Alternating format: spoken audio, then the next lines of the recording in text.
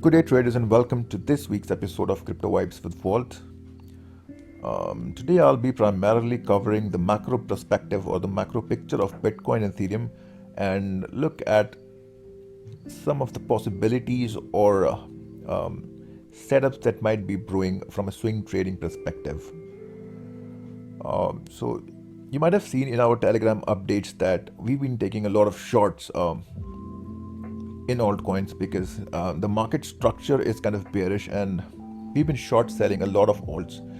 So we did take a few longs as well, but for every long we took, we kind of took 3 shorts to cover that up. So we've been doing fairly well, even though like a lot of traders have been getting liquidated or losing a lot of money, but we're kind of doing all right. So let's look at Bitcoin. So this is the monthly range or the monthly range within which Bitcoin has been moving since like June last year. So one can arguably say that from a market structure standpoint, this was a high, this is a low. Then this high got broken, formed a higher high, and now are we forming a higher low? From a bullish perspective, this would be really bullish for Bitcoin if this is a higher low. But if it is a higher low, I'm not really sure. This remains to be seen unless we kind of break above mid-range and move higher. Then that will confirm a higher low and we can target higher prices. But for now, it is coming down at a level of demand. And so yeah, any tap at this level, somewhere anywhere around this level, is kind of should hold in my opinion.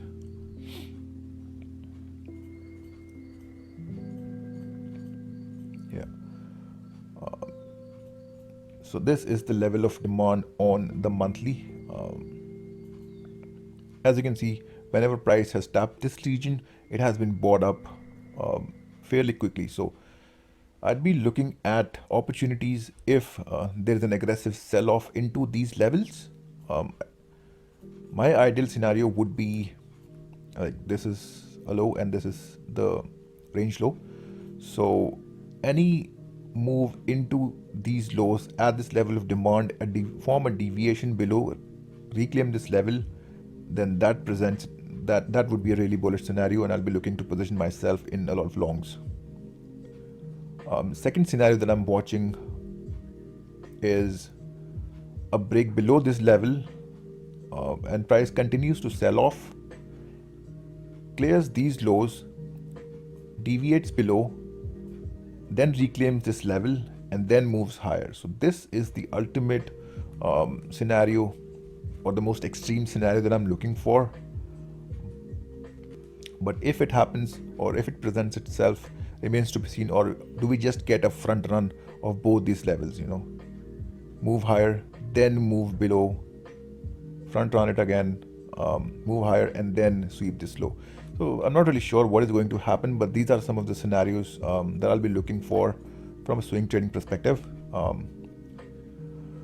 What happens if price does not tap these levels? So I'll be waiting for a reclaim of the mid range, because as you can see on the multiple time frames that it has acted as a significant level of resistance. On the weekly we can see it tried to push higher multiple times, got rejected, and this week's candle also not looking too pleasing to the eyes. You can see the massive rejection at this level. So pretty significant level this, and once it reclaims, then obviously we can talk about higher prices. But for now, things are not looking too good for Bitcoin, especially considering the selling that we saw after the initial or after the move higher early in the week. So this is the monthly, and this just below the monthly is the weekly level. So any selling into these levels, sweep these lows, reclaim, bounce at this level, I'd be looking to position myself in shorts. I'll be looking to position myself in longs, targeting this level of resistance and then the mid range. So that's the monthly and weekly covered. I think from a bearish perspective, if we do not see any bounce at this level, if price moves at this level, consolidates instead of moving higher, sweeps the highs formed at this level, break below this low, and then finds acceptance below this low, and that obviously means that we're going for these lows next. And if these lows give way, then there should be like a lot of carnage in the marketplace.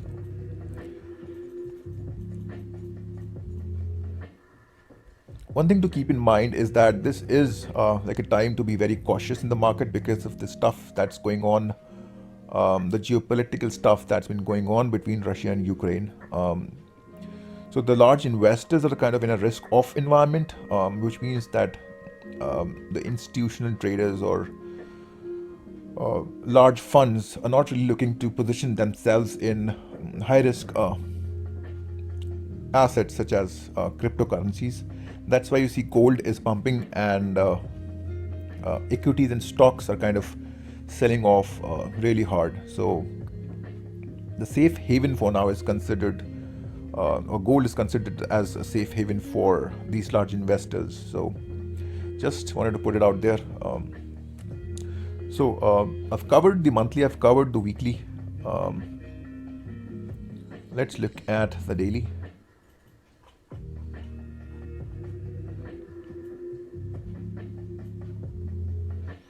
See, on the daily as well, the mid-range has been acting as a significant level of resistance, moved higher. Once it broke below, price tried to move higher, got rejected aggressively into the level of support that I just highlighted on the weekly. Tried to push higher again, swept these highs, then the aggressive sell-off into the higher time frame level of support that we had. So on a daily, if we are to be bullish and if we are to see a bounce, then I think that this level has to be it. Not this level. So this level or this consolidation has to be it. Last week I had talked about this level of demand, and if price was to move higher, it had to be at this level. We did wick lower, straight into the weekly level of support, and then price rallied higher, just as we expected. So now I'm expecting some sort of release, some sort of relief bounce from this level because we are at a fresh level of daily demand. So what ideally I'm looking for on the daily is that this level holds, price then starts to move higher, taps this level again, then a minor sell-off instead of a harsh rejection which kind of breaks all these levels of support. I'm expecting what I'd like to see, a minor sell-off, then try to push it higher, another sell-off forming another higher low, and then we ultimately reclaim this level and break higher. So this is what I'm looking for on the daily, because see, this level has been tested multiple times, and the more times the level is tested, the weaker it becomes. So watch out for something like this on the daily, and once it reclaims mid-range, then we can target higher prices. These highs, this level of resistance, these highs, and then ultimately range high. That is what I'll be expecting from a bullish perspective. So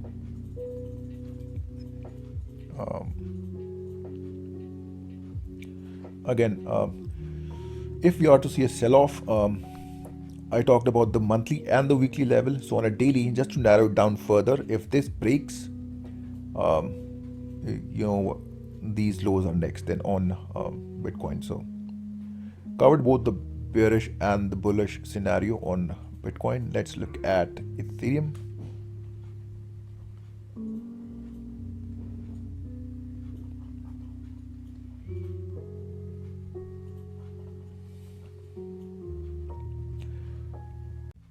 So I'll try to keep it short for Ethereum. This is the monthly here. We are going deeper into the level of monthly demand, and as you can see that this has shown its significance in the past as well. So every time price has wicked or moved into this level, it has been brought up fairly quickly. So would be expecting this to hold from a macro perspective, and then move into this level of resistance, and what happens over here remains to be seen. So this is the monthly.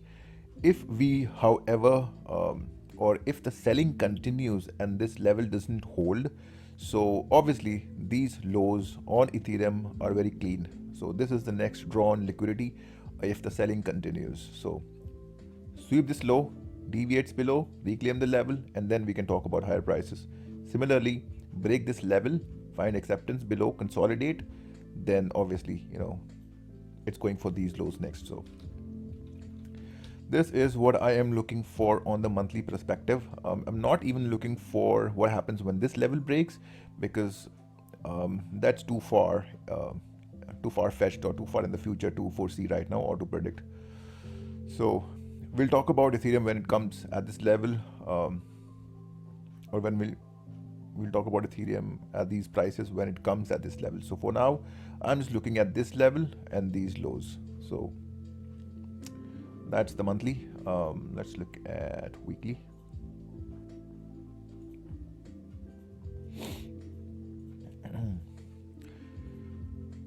So a pretty trash looking candle on the weekly as well. This was the level of resistance that I had highlighted in my previous episode. Price wicked into it twice and then the harsh rejection. So I guess on the weekly perspective, if price manages or if price sells off towards this level, then obviously this is the most likely scenario that we would see. Take out these lows into the level of weekly support, and then we can talk about at least this level here as a level of resistance. So that is it for the weekly that I'm watching right now. Yeah, so expecting weekly to hold and these lows to be taken next, but who knows what's going to happen. This is what I'm watching. So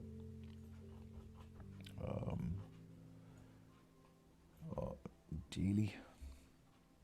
Yes, again, so in the previous video I had talked about this consolidation bottom as the level that should hold and see price push higher, and that's exactly what happened. It did, again, just like Bitcoin, it did wick lower, but both Bitcoin and Ethereum never broke below these level of support that were formed around early or late January. So again, from a market structure standpoint, you can understand that these are lower highs and lower lows being formed. So market structure doesn't look too good, but again, we are at a key pivot, so I would be expecting a move higher. But again, from a bullish or to flip my bias as bullish, it has to reclaim this high. Unless it does that, I'll be bearish in Bitcoin and I'll still be looking to sell short rallies. So again, because this has been tapped multiple times, if price does do something like this, tap into any, let me just clean it out a bit and then talk about it. So yeah, if price just managed to push higher from here without sweeping all these lows from this pivot, tap any sort of resistance that we might have at this level and comes back down, then I'll be expecting it to break. I mean, it would be highly likely that this breaks, and what's next? These lows and these lows, easy. So plan for Ethereum is pretty easy, expecting this to hold. If not, then these lows and these lows. Simple idea on Ethereum as well. So yeah, so I'll keep it short for Ethereum. We've covered both Bitcoin and Ethereum. So thank you everybody for tuning in. Hope you guys found this insightful. And we're on Twitter now, so please like, follow, share, subscribe, show us some love, and I'll talk to you guys soon. Cheers, everybody.